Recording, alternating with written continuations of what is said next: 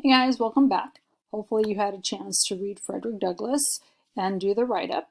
I know when I read that particular excerpt, I was really upset with the slave owner, and I was really relieved when I saw Frederick Douglass get some revenge. The fortunate thing that we have as readers is that we get a chance to see what it was really like from someone who had a talent to actually write really well, and that's why it opened many people's eyes when Frederick Douglass threw out or wrote his narrative. Next, what I would like us to do is to read another biography, one from the female experience with slavery. We are going to get to read an excerpt from Harriet Jacobs' biography titled Incidents in the Life of a Slave Girl. The interesting thing about Harriet in this particular excerpt is we're going to find that her children are actually from a white man. And that's actually what makes this a pretty interesting part of her life and what it was like.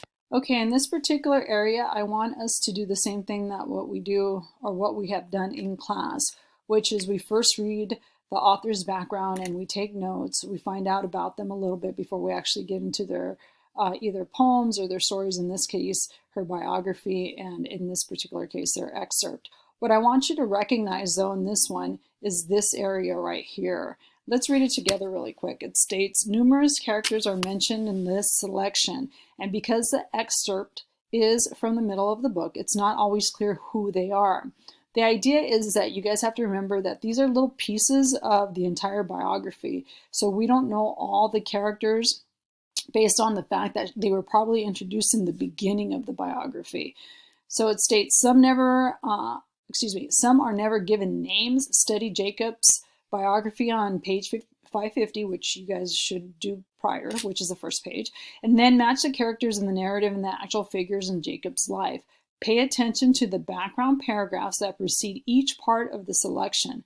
As you read, use a graphic organizer to keep track of the characters and their relation to the narrator. Note whether they support or oppose her. What I'm going to give you guys is screenshots of all of this particular excerpt. If you wish to use them and annotate on Cami, you don't have to turn this part in. The annotations are not going to be collected, but it would probably make it easier. I know for me, I like to, when I read, I like to annotate so that I remember, the things clearer in my head, but you don't need to do that if you don't wish.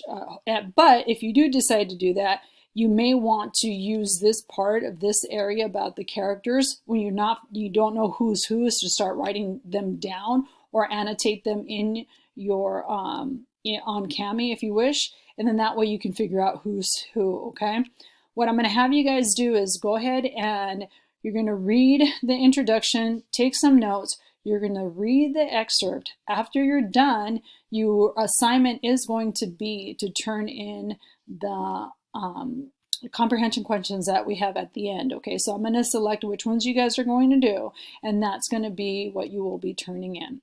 All right, and if you have any questions, just email me. And I hope everyone is doing well. You guys are all safe and healthy. And hopefully this will, we'll be able to go back to school in September. Okay, we'll see what happens. Take care, you guys.